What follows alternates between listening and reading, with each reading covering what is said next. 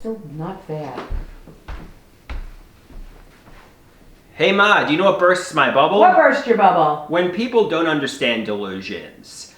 For example, they don't realize you have a thought disorder, and they don't.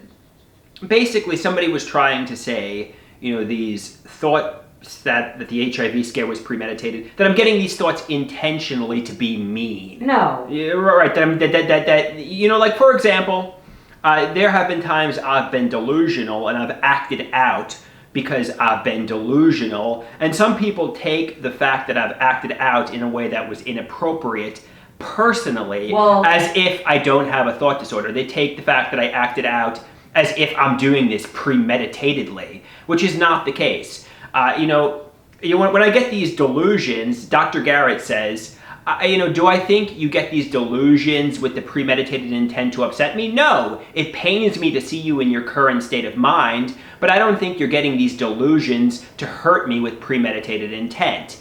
Obviously... But people that are unintelligent and learned, like Dr. Garrett, are not going to understand that. They're going to take it as a personal attack.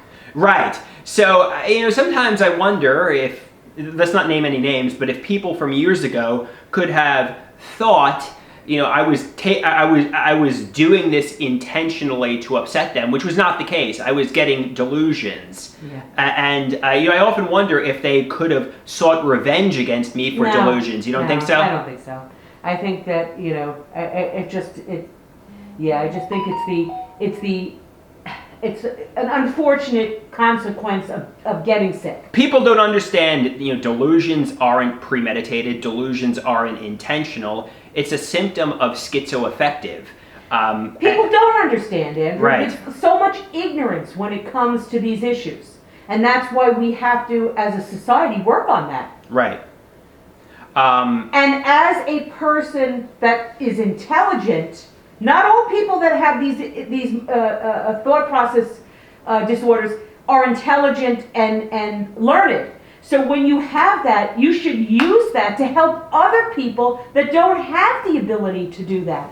Right. Some people, like, you'll say something. Let's just keep somebody of being a sexual predator. And the person might say, "Wow, are you trying to tarnish my name? Are you trying to tarnish my reputation? Are you premeditatedly trying to put me in jail?" When somebody who's intelligent or somebody who understands schizoaffective would realize, yeah, I realize these thoughts, obviously, it pains me to see you in this state of mind, but you're not getting these thoughts with premeditated intent to upset me. You are literally getting delusions. But if you are an average Joe that isn't intelligent, not learned on illness, they're going to take it as a factual, They're basically ignorant and they don't understand schizoaffective. Yeah, but it also They don't understand the way your mind works. Right, it's kind of like people who don't have autism or people that don't have a severe mental illness or people that don't have...